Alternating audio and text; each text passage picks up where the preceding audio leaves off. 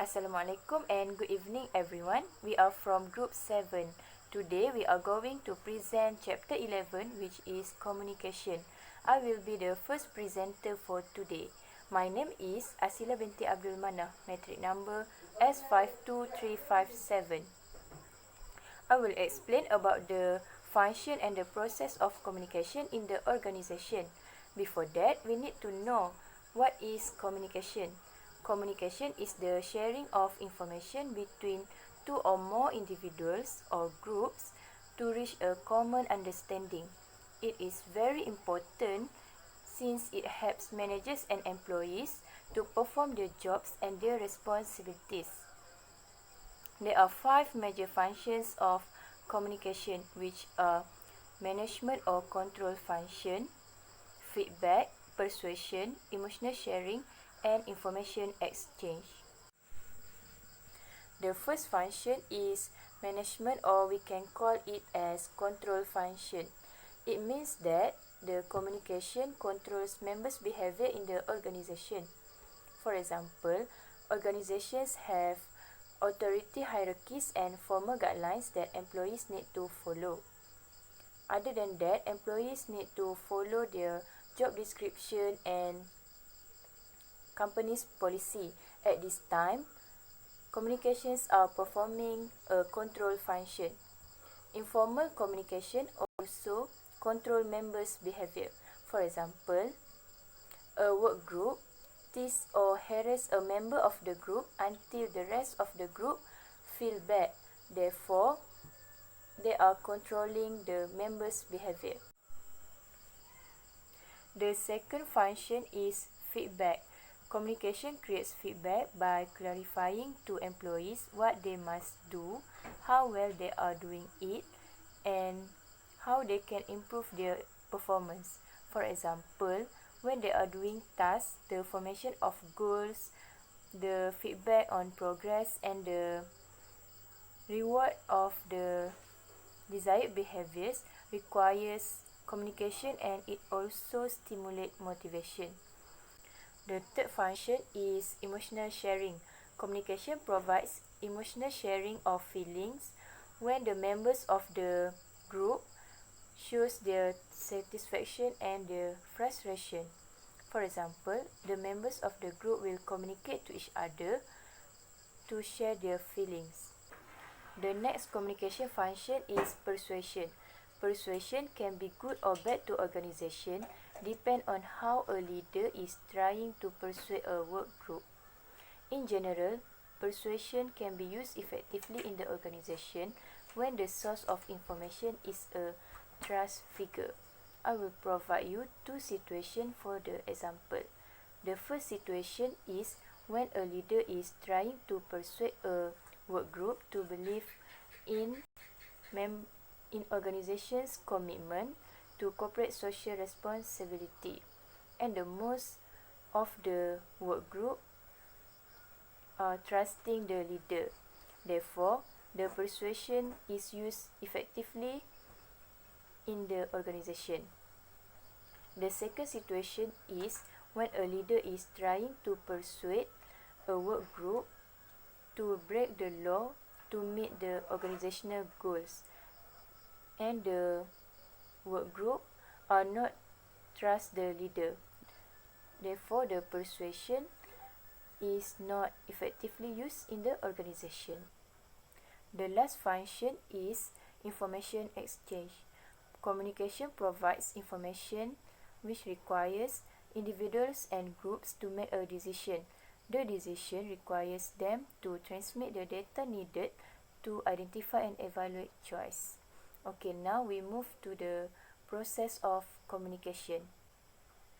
The key parts of the communication process are the sender, encoding, decoding, the receiver, the message, the channel, noise, and feedback. Okay, that's all from me. Assalamualaikum and hello everyone. My metric number is S50528, and now I will continue with the subtopic upward, downward, and the lateral communication. First, I would like to talk about the downward communication. Downward communication is the flows from the higher level to the lower level. A downward communication, it talks about assigning goals, provide instruction. In most cases, I use the downward communication, and it's used by the managers, the leaders, and the top leaders in a certain organization. And then they provide the instruction and communicate the policies and the different procedures. Downward communication in an ideal would also need to explain where the decisions are made and how the employees should comply, and the problem that have comes with downward communication is in many cases there is a one-way street. So they are not listening how the employees are reacting and the other levels managers and leaders are reacting to such communication. Hence, there should be a channel for a feedback, like a previous subtopic, the communication process. From the channel of feedback, we can make sure that the communication is not just one way and it is interactive. Now, let's move to the second communication. Let's talk about the upward communication. Upward communication is a flow from the lower level to the high level in a group or the organization. Upward communications in terms of providing feedback to the managers, inform them about the different progresses, and also communicate the current problems within the workforce. So the interesting in upward communication is whenever it's used, there are certain tips and tricks to make it more effective and to make sure that whenever we use the upward communication, that the communication has to be successful. It should be in all the keywords and headline, not a big paragraph. And definitely, whenever somebody is doing it, he or she needs to have some actionable items related to those keywords and headlines. So whenever those communication are getting the higher ups attention, we can certainly then elaborate on this to the point. So that's very important. Now, for the last communication is a lateral communication. Lateral communication, it talks about a different working group, different members within a working group or other working groups within certain organization or between different organizations at the same level among different managers or different certain organizational leadership. It is more horizontal in nature and in many cases, definitely it can save a lot of time and it can be more efficient. But at the same time, it can create some sort of a discrepancy and it can create some sort of tension within the word diagram. So we need to make sure whenever we use the lateral communication within organization that externally supported by the mode of communication by those organizational themselves. Next, there are three common small group network. First, chain, second wheel, and the third is all channel. First is the chain. Chain is one of the more common. For the example, like kids playing a telephone, and it can be accurate.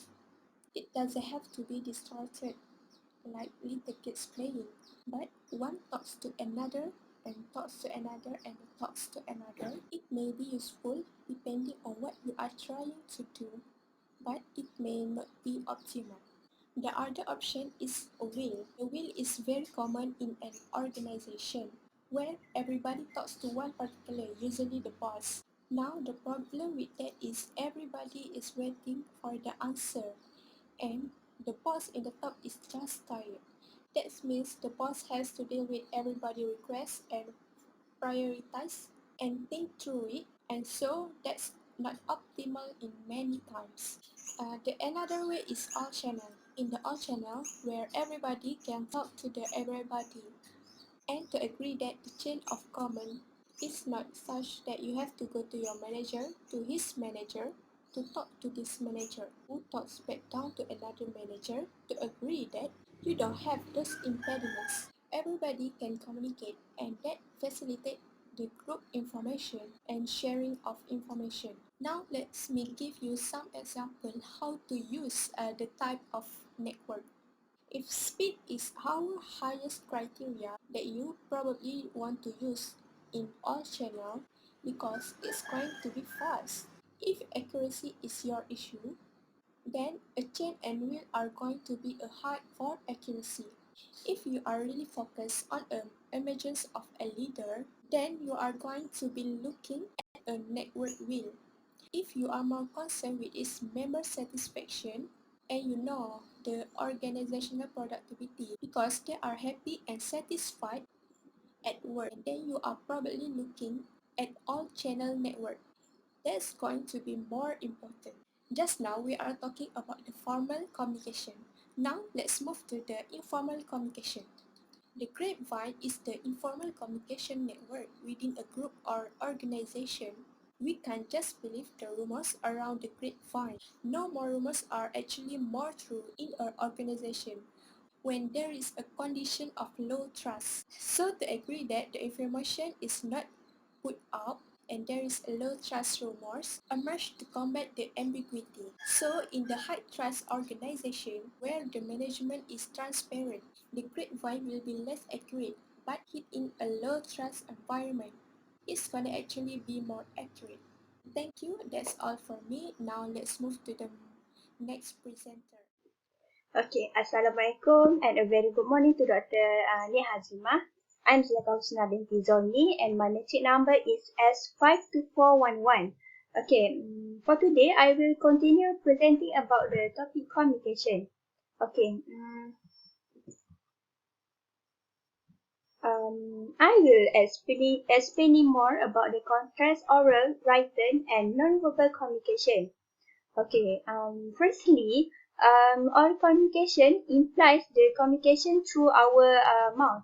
It can be include individual conversing of each other as it can be the direct conversation and telephonic conversation. Speeches, presentation and discussion are all the form of the oral communication.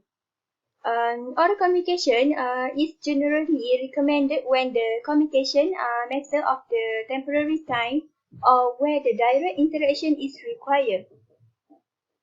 Okay, face-to-face communication such as meeting, lectures, conference, interview is significant to build a relationship and trust.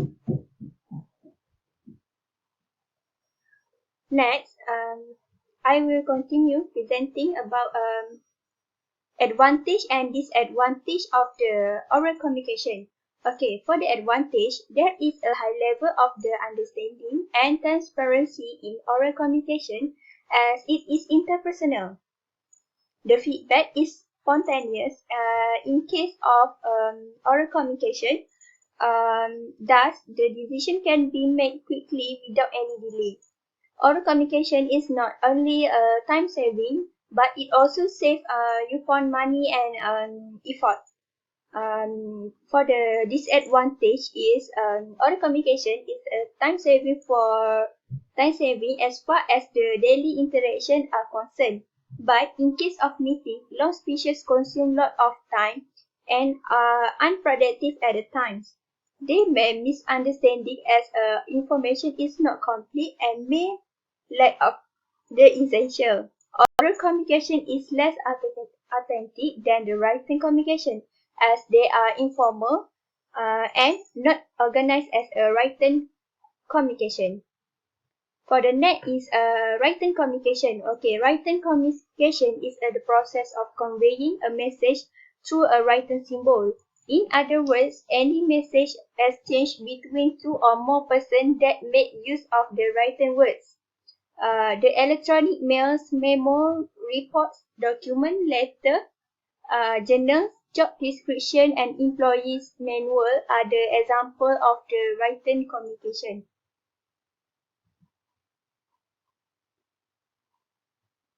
Okay, then the advantage and disadvantage of the written communication is the advantage is divided by three, which is easy to preserve, permanent record, prevention of wastage of time and money. Okay, firstly, easy to preserve is the document of written communication are easy to preserve. Oral and non-verbal communication cannot be preserved. If it is needed, the information can be collected from the preserved document. For the permanent record, The document of the written communication act as a permanent record. When it is needed, the information of the important information can easily be collected from the previous document. The last one is the prevention of wastage of time and money. The written communication prevent of wastage of time and money without meeting with each other. With each other between the communicator and the communicatee can exchange their view. As for the disadvantage is time consuming, delay in response, delay in decision making. Okay, firstly for the time consuming is written communication take time to communicate with others. It is a time consuming media. It costs a valuable time for both the writer and the reader. The second one is the delay in response. It takes much time to get a response from the message receiver. From response is not possible in case of writing communication as it is possible in the oral communication. For the last one is delay in decision making. Writing communication take much time to communicate with all the parties concerned. So the decision maker cannot take the decision quickly.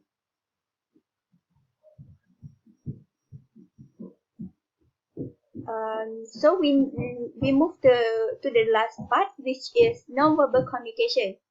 Non-verbal communication, also called manual language, is the process of sending and receiving the message without using the words. It is spoken or written.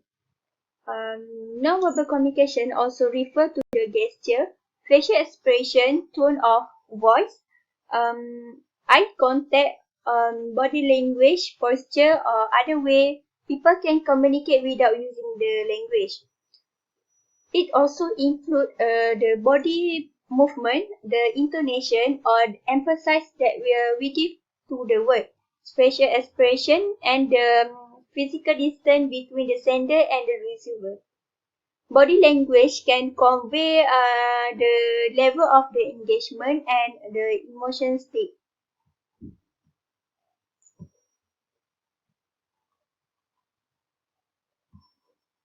So there are four types of nonverbal communication, which is facial expression, body movement and posture, gesture, and eye contact. Okay, firstly, for the facial expression, the human face is extremely expressive, able to convey countless emotion without saying a word. And some of the nonverbal communication, facial expression are universal. The facial expression for happiness, sadness, anger, surprise, fear, and disgust are some of cross-culture. The second one is body movement and posture. Okay, for this, let's consider how your perception of the people by the way they sit, walk, stand, or hold of their head. The way you move and carry yourself communicate to the information. This type of the non-verbal communication include your posture, bearing, stance, and the subtle you move that you make. Okay, the third one is gesture. For the gesture is a thing that we always do in our life, such as wave, point, beckon, or use your hand while arguing, while talking. Often to express yourself with gesture without thinking. For the last is eye contact. Okay, eye contact is the way that you look at someone to communicate. Many things include interest, affection, hostility, attraction. The eye contact is also important to maintaining the flow of the conversation for attracting other people interest or response. So that's all from me. Thank you. Hi, my name is Nurnaja binti Najman. My metric number S50520. Okay, I'm going to present about the channel richness and choice of communication channel. Okay, channel richness and communication channel has a level, which is highest level to the lowest level. Okay, for the highest level is face-to-face conversation. It's because it transmits the most information per communication using the multiple information such as word, posture, facial expression, gesture, immediate feedback, and the personal touch of being present.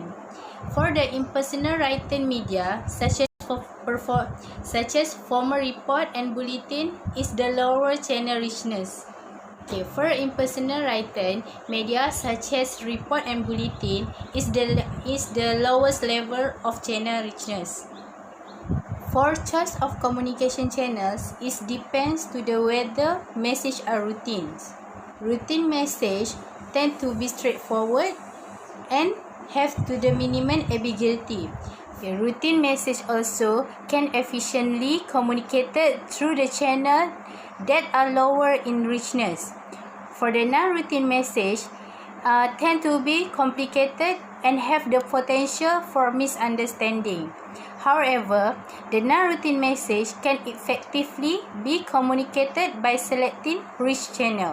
Communication channel is the pathway which you are communicating. It conducts the message traveling from the point A to the point B. Okay, we have 4 types of communication channel, which is letter, text messaging, social media, and blogging. For letter are used in business primarily for the networking purpose and when the signature need to be authentic. The second one is text messaging. There are significant gains and challenges from the introduction of text messaging in business setting. Text is cheap to send and receive, and the willingness to be available for quick communication for client and manager in conducive to good business. However, some of the users view the text messaging as intrusive and distracting. Many of organizations are concerned about the security of texting.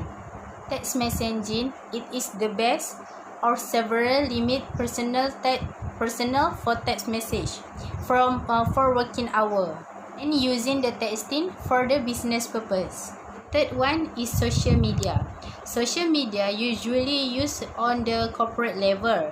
The return on the using social media are mixed. If you want to use social media for the business purpose as a manager, you must make certain to connect it with all level of management engaged in the effort.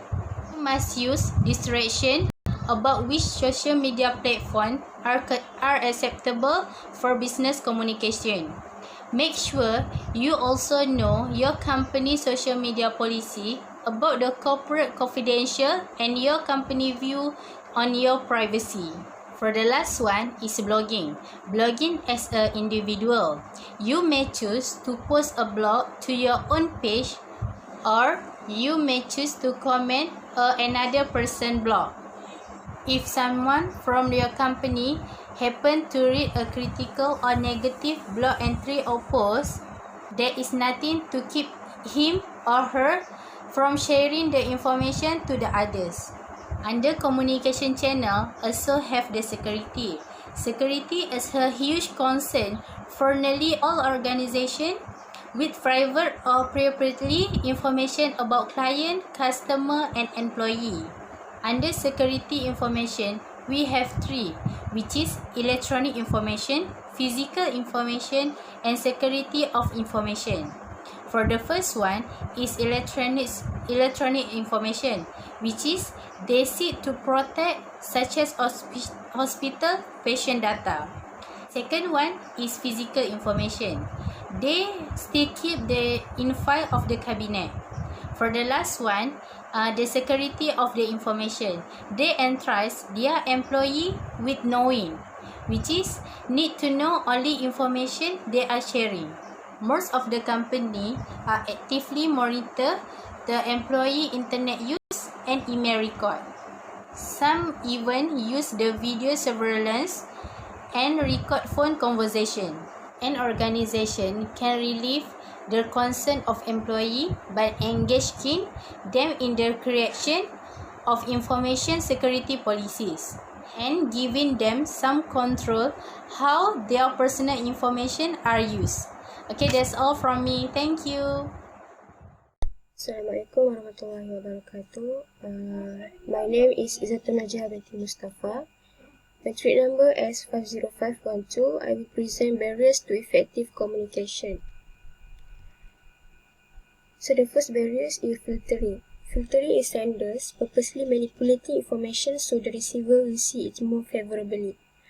Usually it occurs wherever there are status differences. For example, manager who tells his boss what he feels, the boss wants to hear because of fairness to conveying a bad news. Secondly is selective perception. Selective perception is the receivers in the communication process selectively see and hear based on their needs, motivations, experience, backgrounds, and other personal characteristics. For example, an employment interviewer who expects a female job applicant to put her family ahead of her career is likely to see that characteristics in all female applicants, regardless whether any of the women actually feel that way. Third is information overload. Information overload is information inflow exceeds an individual processing capacity. They will tend to select, ignore, pass over, or forget it. For example, nowadays, social media conveying a lot of news. So we as an individual have a capacity. So at the end, we will just ignore the news. Next is emotions. A barrier of emotion is interpret message differently in when we are angry or distraught than when we are happy.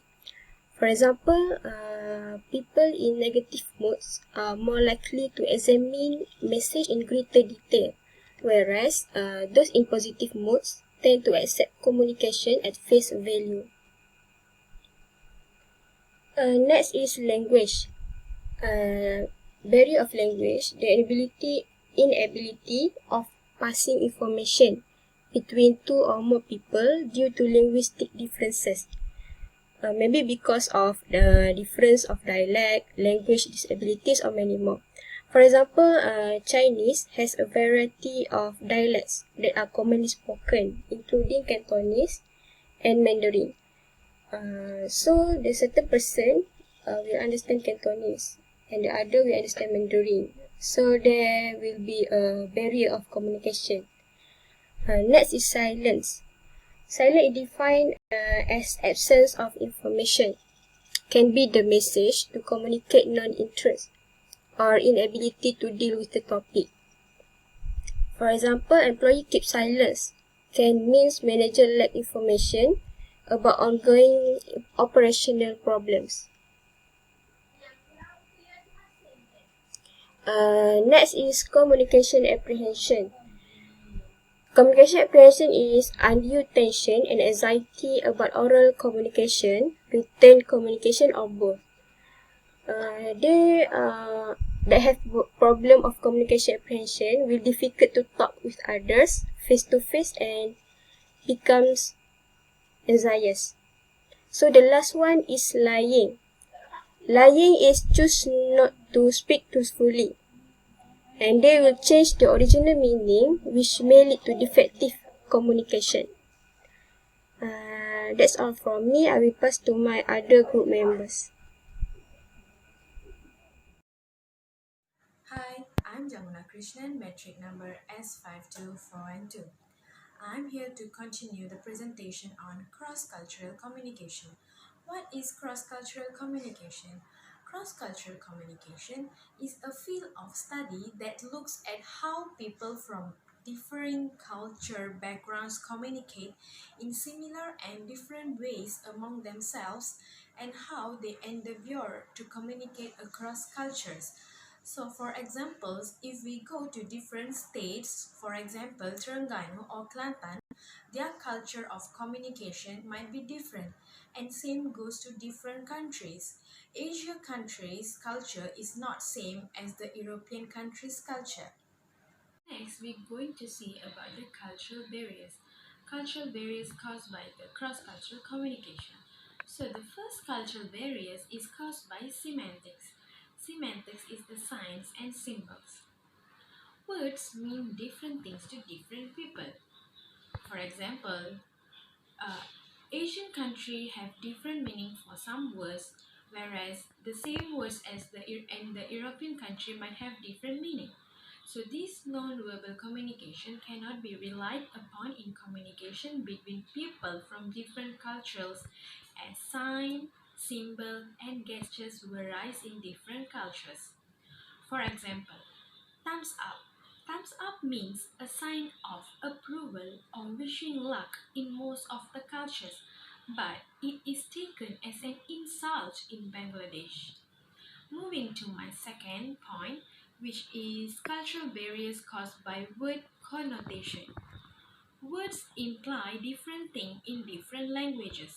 For example, Japanese word hi means yes, but Asian countries have the word yes to agree, and also word hi is usually used to greet people.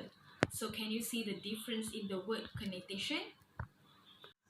Moving to my third point, which is caused by tone differences. Some cultures' language are formal and some cultures' language are informal. For example, country like Australia, there the people generally casual, but country like Japan, people tend to be more formal. So formal languages might interpreted as sign of stiffness, while informality perceived as lack of professionalism. And the final barrier is there are differences in tolerance for conflict and methods for resolving conflicts. So, for example, individuals from individualist cultures tend to be more comfortable with direct conflicts and will make the source of their disagreements over.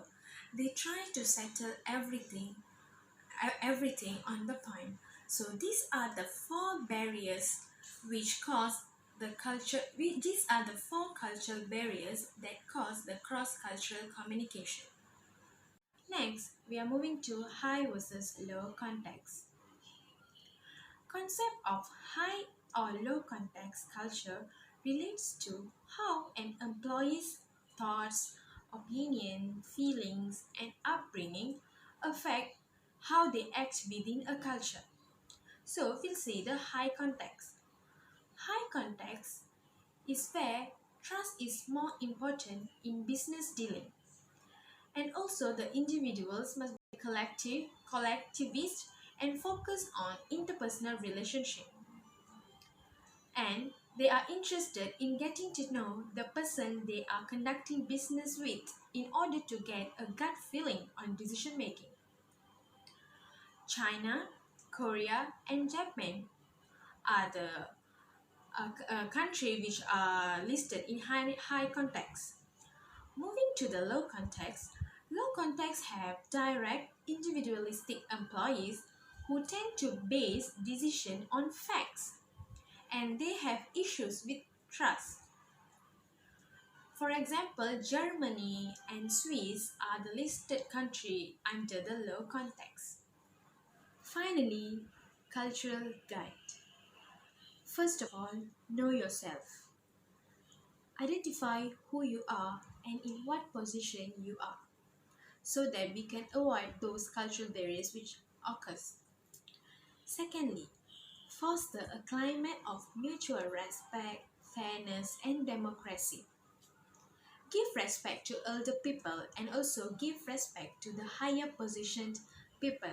and make sure you give a fair opinion on your business or any decision making which can satisfy all the employees.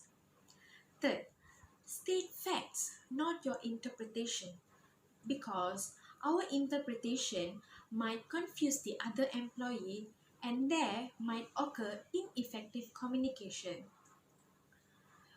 The following is consider the other person's viewpoint. Make sure in decision making you agree and listen to all others' viewpoint and make the best decision. And finally, proactively maintain the identity of the group. Make sure you have a good identity of your group. So these are the cultural guide we can follow if you want a good communication or effective communication in an organization. So that's all for me. Thank you.